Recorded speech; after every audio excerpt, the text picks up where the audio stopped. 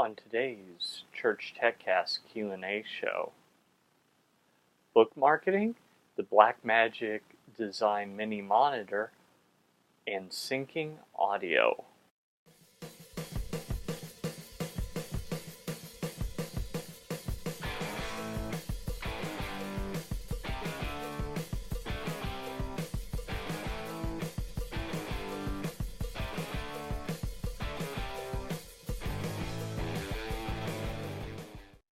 Hi everyone, and welcome again to the ChurchTechCast Q&A show. My name is Paul Allen Clifford, and I'm your host. And this is the show where every week we go through some questions that I've received throughout the week about church tech stuff and some of the things that I have a little experience in, and then I just give you some answers. So if you're watching live, feel free to pop into the chat window, and there you can ask your questions, leave your comments, etc. And we'll go from there. Here, real quick, before we get started, I want to play with my audio because it looks a little, it's a little quieter than what I'd like. So, that's much better. I hope that afterwards Levelator can take care of that, which is part of the process I'm starting to add to even out my volume. I've known that it's a problem for a while, and I'm trying to get better at it. So, anyway, let's get going with the first question. This is Ray Sims, or Ray Sims, R-E-I-G-H. I don't know how to pronounce your name, so let's just call it Ray. Ray asks, Paul, I am an author of Christian books. I am too. I need to know how to get them in people's hands. And then he gave me his URL. So,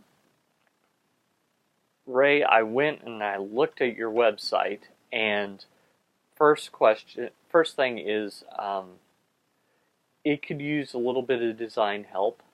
You might know that already, but it could. Secondly, you need to have a landing page where when people get there, they learn something about your book and you give them away something related to the book.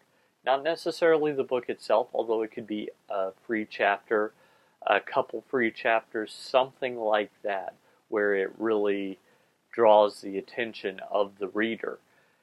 And you need to do that in return for an email address. You need to be building your website through an email list. Now, email feels a little old school, but everything I've read and my experience both tell me that that's actually not the case. That people check their email, even though they say they don't, and when they check their email, they get they interact with that email. Now, you're not going to have 100% interaction, but knowing that if your website goes down, that you can send off an email and let your subscribers know, that's powerful. It's also powerful to know that no matter what, you have this email list. You can download a copy of it as a CSV file, comma separated value, that you can open in Excel or some spreadsheet program, and you know who is on your list, and that's really the way that I would go. You seem to be basically where I was a couple of years ago. So good luck, and I hope you get to change lives and eternities. Ruth Aaron asks, I have my stage display connected through an Ultra Studio mini monitor. Can't figure it out. Can you please help? I'm going one Thunderbolt to the Ultra Studio mini monitor and to HDMI and SDI, and my second Thunderbolt to SDI to my stage display. This is the issue I had. My iMac would not recognize the extended screen but went directly to my screens. I'm having issues basically with my stage display. Can I send you a diagram of my connections? So he asked this question initially on my YouTube channel, which is a perfectly fine place to ask it. You can ask questions underneath these videos, whether you're on trinitydigitalmedia.com or you're on YouTube or anywhere. So, and if you're listening to the audio, because I make this available as a podcast, which you should subscribe to, by the way, you can just head on over to trinitydigitalmedia.com/contact, and there you can leave your questions and comments as well. So that's what he has for me. We did a little troubleshooting. Turns out this isn't a ProPresenter issue, as I'm understanding it.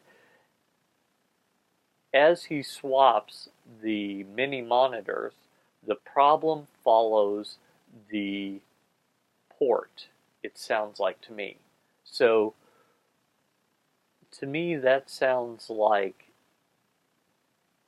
that the problem is connected to the iMac. Now, there's a couple of possibilities here. If the problem follows the port and not the Thunderbolt cable, not the Thunderbolt cable, not the rest of the cabling, not the mini monitor, it follows the port, then we have either an issue with your hardware, the port itself, or we have an issue with the software, either from Blackmagic Design or from the or in Mavericks, which he has the current version of OS X on his machine. I'm recording this September 26th, so Yosemite hasn't been officially released yet. So that is what's going on. He has those two issues in place. So, with that said, I think that I would try and figure out, is it the port or is it software? The best way I can think to do that is to disconnect the second port, or disconnect the first port and see if the second port works by itself. If it works by itself, it's not the hardware, it's software. Now the question is there a limitation in Mavericks where it won't use too many monitors, or is that a limitation in the Blackmagic Design software where it doesn't support too many monitors? M-I-N-I, not M-A-N-Y.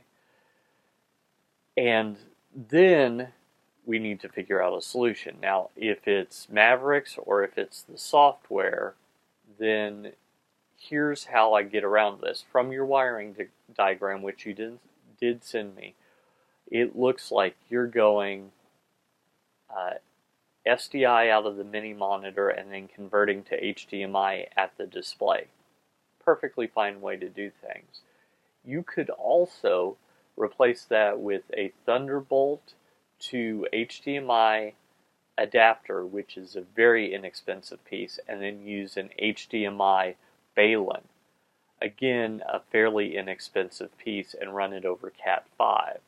So that's a possibility. You could also convert from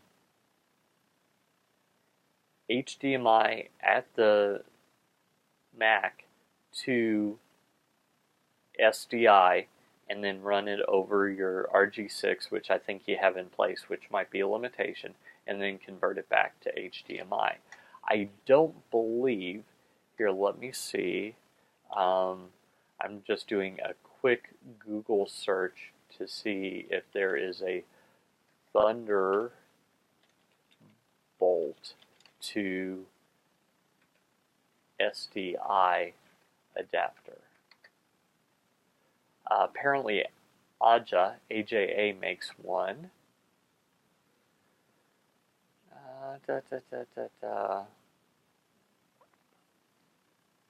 And the question is, it could be you're still new enough in this process that you can, in fact, return your secondary mini monitor and replace that with the Aja T-Tap. And that might be another way to do it. again, assuming that both ports are working. If one of the ports isn't working, you need to get that fixed as soon as possible. So it looks like the Aja T-Tap is basically the same thing as the mini monitor. Thunderbolt on one end, SDI or HDMI out on the other end. So that might be a way around that problem as well. It looks like there is not, I'm not seeing a Thunderbolt to SDI converter in the same way that there's a Thunderbolt to HDMI converter. So just keep that in mind. So those are the solutions that I would approach. It looks like it's not Renewed Vision and ProPresenter because you can't see that third display whatsoever. It's not showing up at all. And if that is in fact the case, that the third display doesn't show up at all, then there's no way for ProPresenter to see it. And I know in our interactions you sound a little frustrated, but I wanted to get down to the exact cause of the problem. And what it looks like to me here is that we've got something on the Mac end that's causing the problem, or in the software that runs the mini monitor, if that has a driver or something like that that needs to be installed. So that is the concern I have. It could be, no, it can't be this, because you said that when you swap it, the problem follows the port. The problem doesn't follow the cable. I was thinking it might be the EDID or the HDCP handshake between the devices, but that's not what's going on. Okay, so forget that as an idea. Now, this last question is from Mark Struczewski, who is a part of my mastermind group, and he had a question that I think a lot of people have, and that is, hey, Paul, I have a question that I hope you can answer for me. Is it possible to sync audio I record on my iPhone with video taken from another source? I record the audio for every presentation I give on my iPhone, which comes out stunningly awesome. But I am considering using an HD camcorder I have, but which takes awesome video but downright horrible audio, to a point of it being unusable, or having my wife take video of me with her iPhone, but need to know if it's possible to sync the video and the audio. So the answer is yes, it's possible. They've been doing it since the inception of moving pictures with sound. So talkies back in the 20s, they've done it. And you know how they've done it. Let me see if I have my... yes, here it is. It is using a very simple device. This is a slate. And this is actually not even a real slate. This is a decorative slate that I got from a party store. And I taped over it with this printout so that I could write on it with dry erase marker. But basically, as what you see is you see the source of the sound make the sound at the same time on the recording that you have the sound. So I lift up the clapperboard and I slap it down and you'll hear a loud sound, and that would enable me to sync this video. But you're doing a presentation, and just unless you can work that in as a natural part of the presentation and say, yeah, in the movies they do this, you know, I don't know what the presentation is about, that's no good. So you have to be sneaky about it. So one thing that you can do is, as long as the